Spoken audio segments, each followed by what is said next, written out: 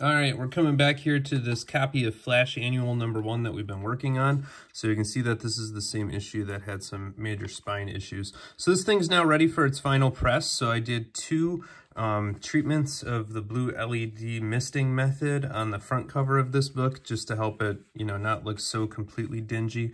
You'll notice that that didn't really affect the interior at all, and it still shows its age on the interior, which I think is probably important.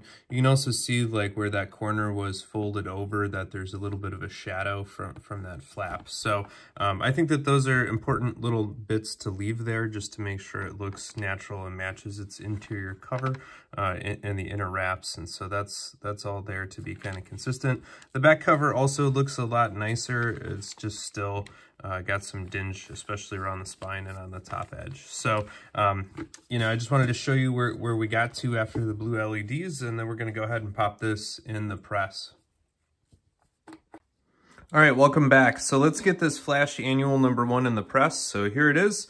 And I already have it opened up to the centerfold. What I'm going to do is take the magazine backer board and slide it on in there, and I'm going to try to put it, since the spine roll was forward, I'm going to try to put it kind of to the left of those staples, so that when I close the book, the staples are pointed as much to the side as possible. And I'm going to just give this a press under the kind of normal conditions that I typically do. So this one is going to be at 155 for 15 minutes. I got a magazine backer board in the centerfold, and I'm putting 65-pound cardstock under the front and the back cover. So there we go. And I'm just gonna check the placement of those staples. And we already kind of determined they were a little bit too far on the front as it was anyway. But we're just gonna go ahead and take those. And I'm just gonna try to, again, gently pull, mostly with the fingers on the back here, just to kind of slide that around to make sure I'm getting it as tight as I can as I slide that on in the press. So we're gonna go ahead and take that, put it on down in there. And then one thing I want to be very careful of on this one, because since it had the folded corners, is I'm just going to slide my hand underneath just to make sure that those corners are flat and not folded under, because both the top and the bottom corner had that. Adjust my stack just a little bit there, square everything out on the aluminum plate. All right, now I have my SRP paper to go over the top, just like so. And then I've got my backer board on the top, a little bit of a push down aluminum plate, push down, close the press, there we go, and push OK on the dial.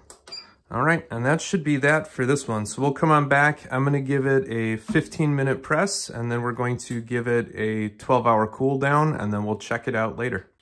All right, everybody, let's take this on out of here and see what it looks like. So we'll just go ahead and pop the press. Take off our aluminum plate. Take off the backer board, SRP paper.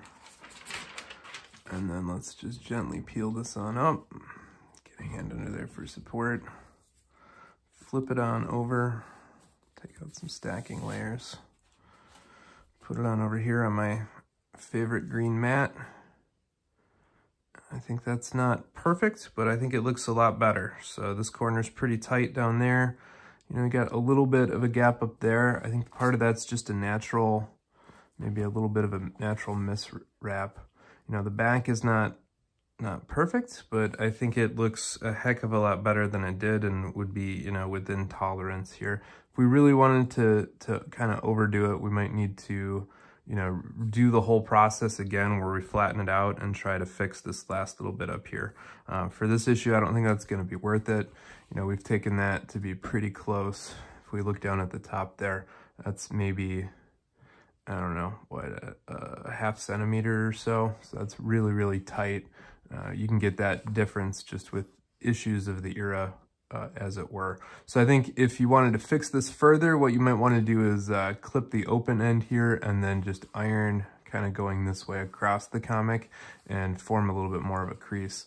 In this case, though, we're just going to leave it as is, especially because those staples were not perfectly on the side anyway when they started. So All right, so this one looks a lot better. I'm gonna go ahead and post some before and after pictures.